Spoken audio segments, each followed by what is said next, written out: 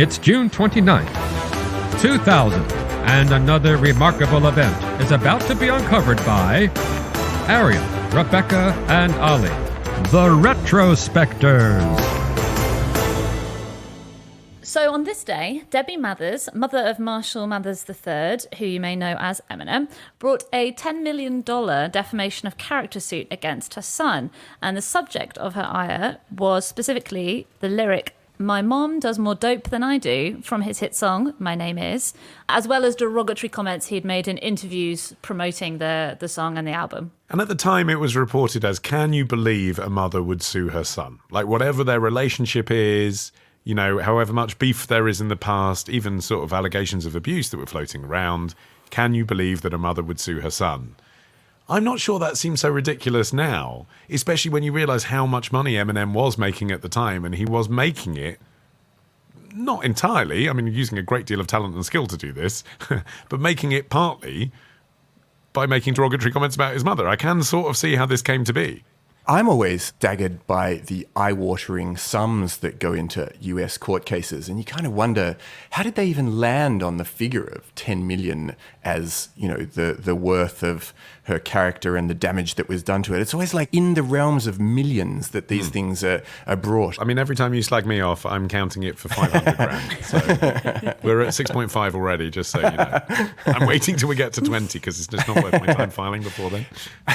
But it's almost the interesting thing as well about Eminem that he put so much of his bad stuff in his autobiography into his music. There were so many rappers who were talking about how great their lives were and how much money they were making and, you know, what cars they were driving and all of the women they were having sex with. And he really traded on his rough upbringing and the difficulty of his life and his struggles and his personal shortcomings. And that kind of was the thing that I found certainly pretty compelling, and I'm sure other people did too. Yeah, but we were teenagers, Arion. I do think it's quite funny because some of like Eminem's anti-mum rhetoric in particular, I do feel like if you were a teenager at the time, you were like, yeah, I hate my mum too because I want to stay out till 11:30 at night. I hate you. Yeah. Whereas he was actually talking about real pain and systemic abuse, wasn't he? But That's then true. it was kind of marketed as like, if you're a boy who finds your mum a bit irritating, then this rapper's for you.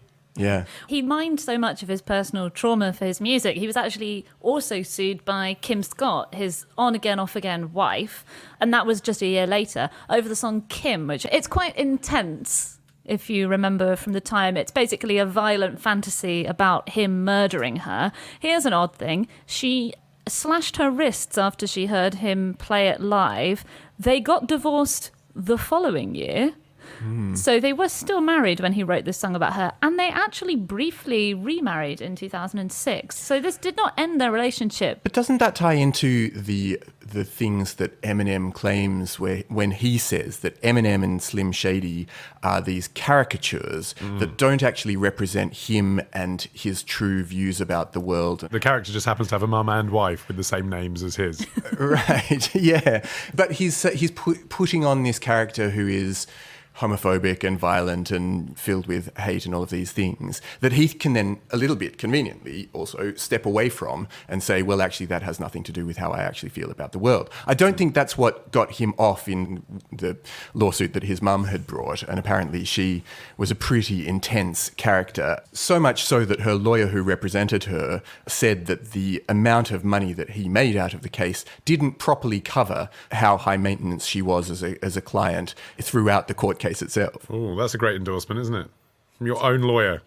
You can kind of get a taste of her personality from the fact that she released her own rap record in response to the lawsuit called Dear Marshall, which is a real masterclass in missing the point. I mean, Eminem's beef is around, you know, being brought up in, you know, trailer parks and having her abusive boyfriends around all the time. But in the lyrics to this song, she says, "I see now that giving you everything and never questioning anything you did as you were perfect in my eyes, my unconditional love created a spoiled young man." Yeah, it's the Prince Andrew defense, isn't it? You know, it's if anything, I'm too honourable. That's essentially what she did. But we talk about beef. I mean, let's just be specific about this, because obviously some of it's allegations and some of it's tittle-tattle and some of it's stuff that you're interpreting from the lyrics. But there is something that is actually documented. She lost custody of Nathan, who is Marshall's half-brother, when they were both children. from social services because they found her to be guilty of child abuse, including beating him with a hairbrush and inventing illnesses, which is in itself a condition, Munchausen syndrome by proxy, where a mother or father will invent illnesses for their children so that they can play the part of being a sympathetic caregiver. That is something that came up in a case in juvenile court in 1996 before he was returned to her custody. So that was an on-the-record thing that definitely happened. So her whole case in this legal case was she'd suffered diminished self-esteem, humiliation, sleepless nights, harm to her credit rating even financially.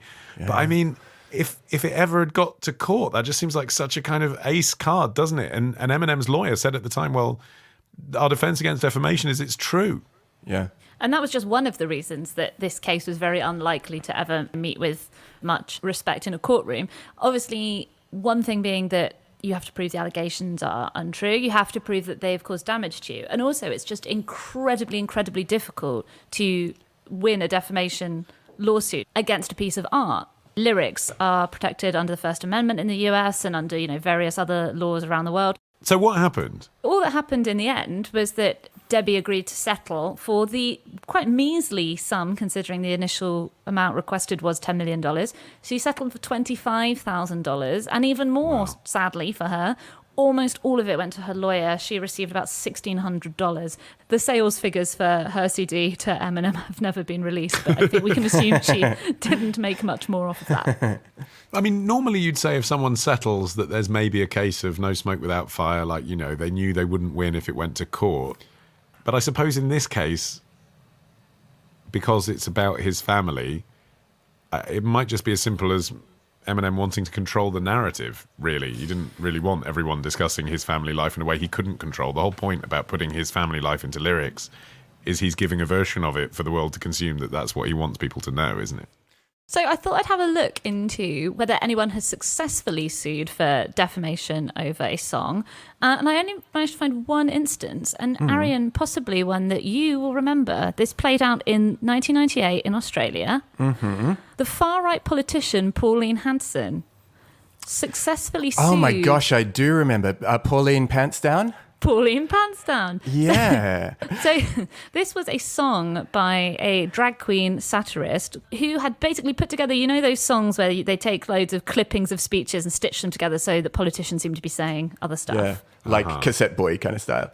Yeah. So this was a kind of early, it seems relatively harmless now, but at the time quite controversial track that he had put together called I'm a Backdoor Man, in which various quotes from Pauline Hanson, she's a far-right politician, she's homophobic, racist, etc.